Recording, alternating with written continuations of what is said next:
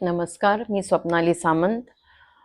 4-5 दिवसापूर्वी मी एक video upload केला होता गोधडीचा. त्याला तुम्ही सगळ्यांनी भरपूर सपोर्ट केल्याबद्दल खूप खूप धन्यवाद. आणि त्या व्हिडिओच्या खाली भरपूर कमेंट्स पण होत्या.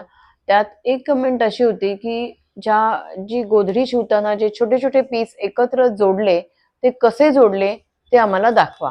तर मी छोटीशी एक क्लिप बनवली आहे की त्यात मी छोटे तुकडे आहेत ते कसे जोडले ते मी दाखवलेत.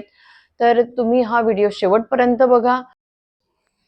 इथे मी बॅग किंवा ड्रेस शिवल्यानंतर जे काही कपडे राहतात छोटे छोटे ते घेतलेत आणि आता मी तुम्हाला दाखवणार आहे की हे एकत्र कसे जोडून आपण गोधडी शिवू शकतो. गोधडीचा तर व्हिडिओ आपण बघितलेलाच आहे, पण ते कपडे कसे जोडलेत ते आपण इथे बघणार आहोत. हे छोटे 2 पीस मी एकत्र घेऊन जोडून घेतलेत. हे जोडल्यानंतर ह्याच मापाची एखादी पट्टी असेल ती त्याच्या बरोबर जोडून घ्यायची. आता ही ह्या मापाची आहे, ती इथे जोडते.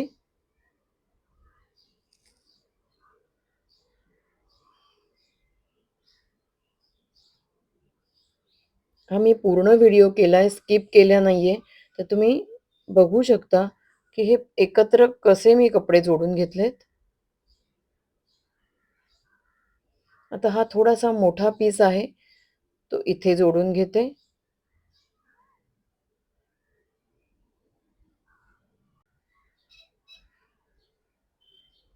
आता हे शिवून झाल्यानंतर हा एक्स्ट्रा जो कपड्याचा तुकडा राहिलेला आहे, ते पण आपण एकत्र जोडून घ्यायचे आहेत. पण आधी जे मोठे-मोठे पीस आहेत ते जोडून घेऊया.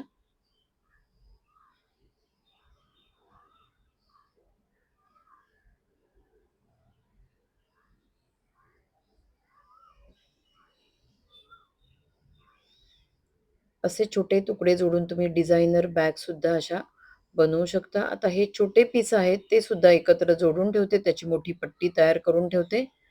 ती पण पुढे आपल्याला कामाला येईल.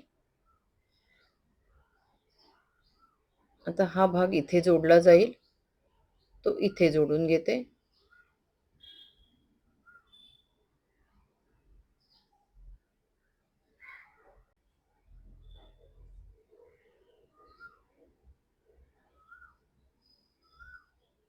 आता ही एक्स्ट्रा छोटीशी पट्टी राहिली आहे, ती ह्याच्याबरोबर इथे जोडते. म्हणजे ही एक मोठी पट्टी तयार होईल.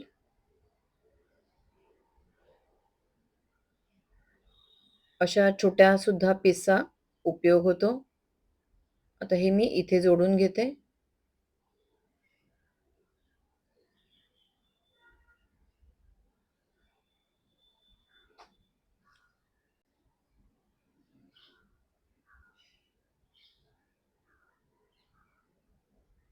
कितीही मोठ्या मापाचा हा पीस तयार होऊ शकतो. छोट्या-मोठ्या पट्ट्या एकत्र करून जोडल्यानंतर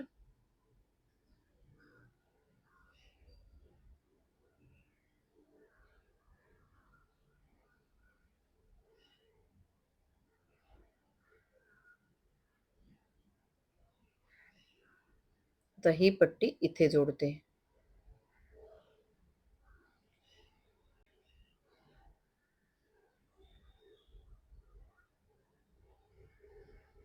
हा व्हिडिओ मी स्किप केलेला नाहीये. हा पूर्णपणे तुम्ही बघू शकता. ह्या मी पट्ट्या कशा जोडल्यात.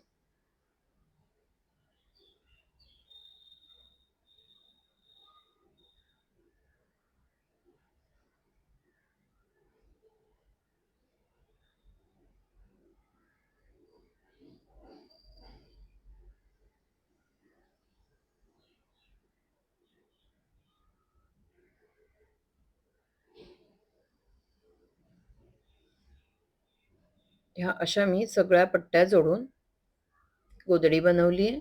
आणि जर एखादं माप असेल ते माप ठेवून तुम्ही त्याचे पीसेस तयार करू शकता. जोडून घेतल्यामुळे छोटे कपडे फुकट जात नाहीत. त्याचा सुद्धा उपयोग छानसा केला जातो. आणि हे असं जोडून तुम्ही बॅगा सुद्धा बनवू शकता किंवा छोट्या मुलांसाठी सुद्धा छान छान गोधड्या बनवू शकता.